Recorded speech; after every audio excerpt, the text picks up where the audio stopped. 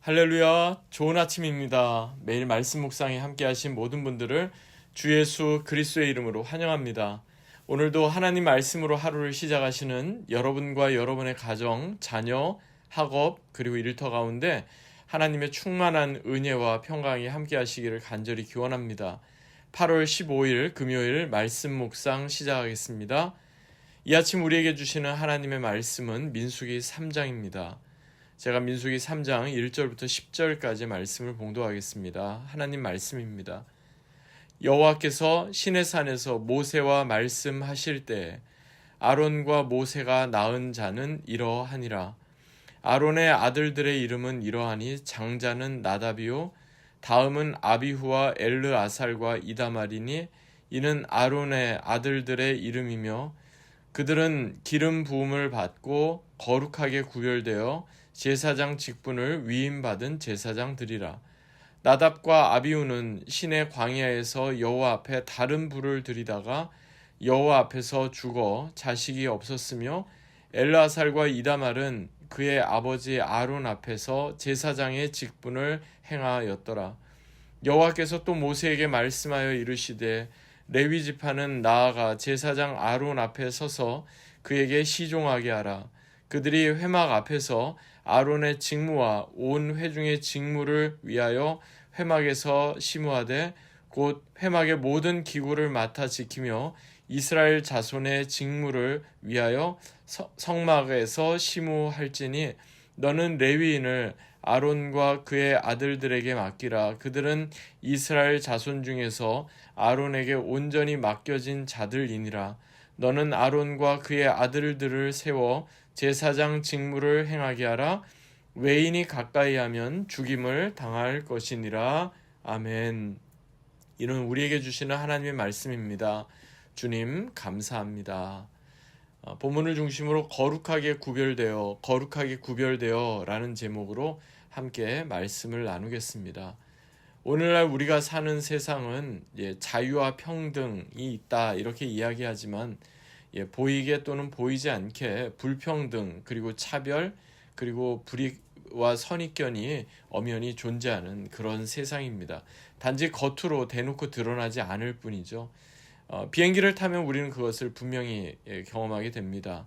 얼마나 항공권을 비싸게 구입하느냐에 따라서 퍼스트 클래스, 비즈니스 클래스, 그리고 이코노미 클래스가 이렇게 각각 구별이 되죠. 그래서 먼저 이렇게 비행기에 타고 먼저 내리고 또 그에 따라 더 넓은 좌석을 배정받고 또 더 편안하고 더 안락하게 비행기에서 이렇게 시간을 보내고 또 먹는 음식도 다르고 그런데 그것에 대해서 모든 사람들은 압니다. 이거 분명한 차별이고 구별이지만 바로 항공권을 얼마에 구입했느냐에 따라서 이런 차이가 있다 하는 것 말입니다. 사전적 의미로 보니까요. 차별은 둘 이상의 대상을 각각 등급이나 수준 따위의 차이를 두어 나누다 이렇게 되어 있습니다. 즉 어떤 한 사람의 인격을 완전히 배제한 채 겉으로 보여지는 외모나 피부색, 소유, 물질, 지식, 실력, 지위 등으로 그 사람의 가치를 평가하거나 이에 따라 대우를 달리하는 것, 그것이 바로 디스크리미네이션, 차별인 것입니다. 가령 피부색, 성별 등에 따라서 이렇게 차별을 한다면 그것은 아무리 노력해도 바꿀 수 없는 차이 아니겠습니까? 이것이 대표적인 전형적인 차별이다 이렇게 이야기할 수 있습니다. 그리고 이와 아주 유사하지만 또 다른 개념이 있는데 그게 바로 구별입니다. 사전적 의미로 보니까 구별은 차별과 비슷하지만 이렇게 또 정의하고 있습니다. 성질이나 종류에 따라 갈라놓다.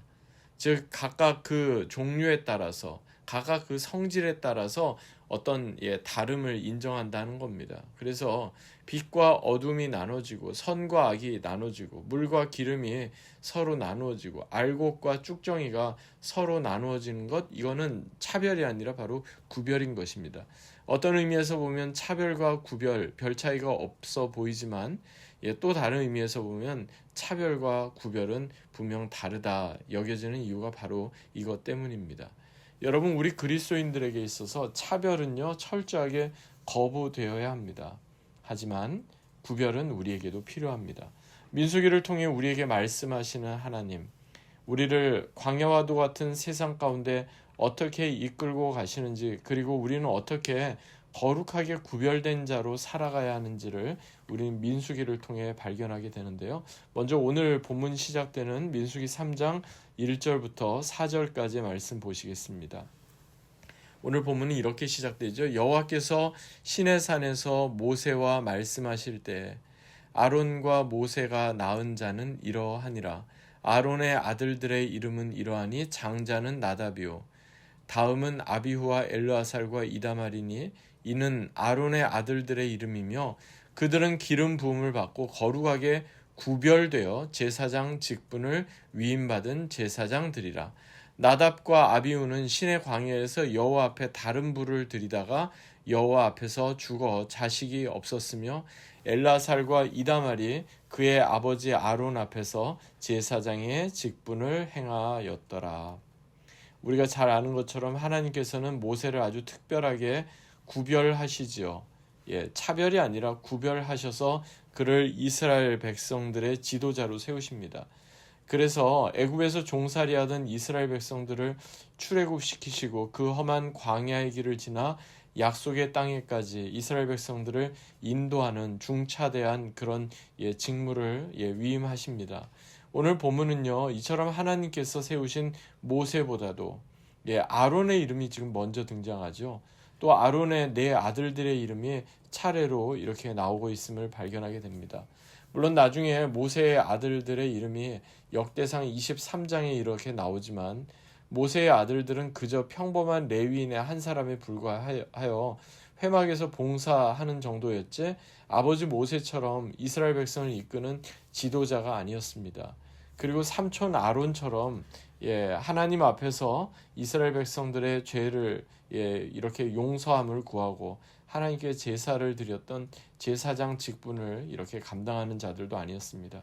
특이한 점은 아론의 그 제사장 직분은 하나님께서 명하신 대로 아론의 아들들 그리고 아론의 자손들에게 대대로 이어졌지만 지도자 모세의 신분은 어떤 정치 권력은 모세의 아들들 그의 후손들에게 계속해서 이어지지 않았다는 사실입니다. 그래서 아마도 모세는 평소 자신의 두 아들 게르솜과 엘리에셀에게 아마 이렇게 이야기하지 않았을까요? 너희는 너희 삼촌 아론뿐만 아니라 너희 사촌 엘라살 그리고 이다말에게도 그들이 제사장의 직분을 잘 감당할 수 있도록 옆에서 그들을 돕고 협력하라. 이렇게 당부하지 않았을까 싶습니다. 왜냐하면 아론을 제사장으로 세우셨듯이 하나님께서는 아론의 아들들 그리고 그의 후손들을 또한 제사장으로 구별하여 거룩하게 구별하여 세워라 이렇게 명하셨던 겁니다. 이렇게 거룩하게 구별하여 제사장으로 세우라는 것은 사람이 세운 것이 아니라 바로 하나님께서 세우신 거죠. 즉 하나님께서 특별히 기름을 부음을 주시고 거룩하게 구별하여 위임하신 특별한 직분, 이게 바로 구약에서의 제사장 직분이었던 겁니다.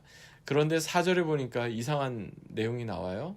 이처럼 하나님께서 특별히 기름을 부으시고 거룩하게 구별하여 위임하여 세운 제사장 가운데 나답과 아비후는 시내 광야에서 하나님 여호와 앞에서 다른 불을 들이다가 여호와 앞에서 죽었다.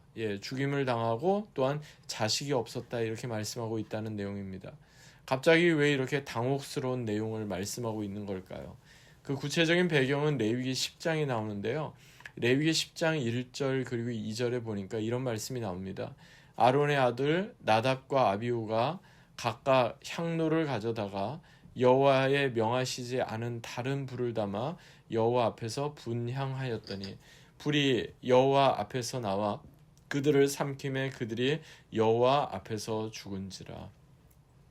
물론 겉으로 보여주는 모습 똑같이 하나님 앞에서 분향하고 제사 드리는 모습이었을 겁니다. 하지만 이들 나답 그리고 아비후는요, 안타깝게도 하나님께 제사 드리고도 즉 하나님 앞에서 예배 드리고도 멸망을 당한 것입니다. 왜 그럴까요? 이들은 하나님을 예배하되 하나님께서 명하신 대로 예배하는 것이 아니라 자신들이 하고 싶은 대로 하나님을 예배하고자 했던 겁니다. 즉 예배 자체가 하나님 중심이 아니라 인간 중심이 되어버린 겁니다. 여러분, 우리 인간 중심의 신앙생활, 나 중심의 이기적인 신앙생활이 얼마나 위험한지 우리는 늘 기억해야 하겠습니다. 여러분 잘 아시는 것처럼 나답과 아비후는요, 대제사장 아론의 큰아들 그리고 둘째 아들들이었습니다. 아버지 아론의 대를 이어서 이스라엘 백성과 하나님 사이에서 중보자 역할을 감당해야 했던 사람들이었습니다. 그리고 하나님께 예배를 드리고 제사를 드림으로 인해 아버지 아론 다음으로 이스라엘 백성들 가운데 가장 영적인 권위가 있던 그런 자들이었습니다. 하지만 나답과 아비후는 그만 하나님께서 제사를 드리라, 이렇게 하라, 이렇게 예배를 드려라 하는 그 명대로 하지 않고 자신들이 임의로 하나님께 예배를 드리려다가 그만 죽임을 당하고 만 것입니다. 이것은 하나님을 섬기는 자로 부름받은 모든 사람들에게 있어서 매우 중요한 엄중한 경고의 말씀이 아닐 수 없습니다. 사랑하는 여러분, 하나님께서 특별히 레위인들을 구별하시고 레위인들을 별도로 계수하시며 또한 레위인들에게 특별한 책임을 맡기시고 레위인들 가운데 특별히 아론의 아들들을 제사장으로 세우라 이렇게 명하신 이유는 다른 데 있지 않습니다. 하나님께 드리는 예배가 얼마나 중요한지, 그리고 하나님께 드리는 예배는 함부로 드리는 것이 아님을 분명히 일깨워 주기 위함입니다.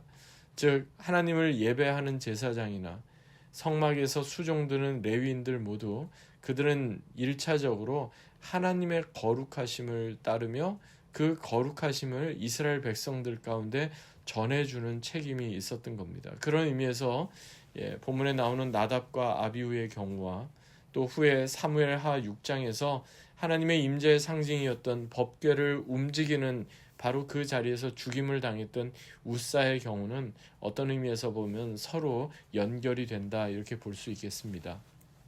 왜 하나님께서는 나답과 아비후에게만 이렇게 가혹하게 대하셨던 건가?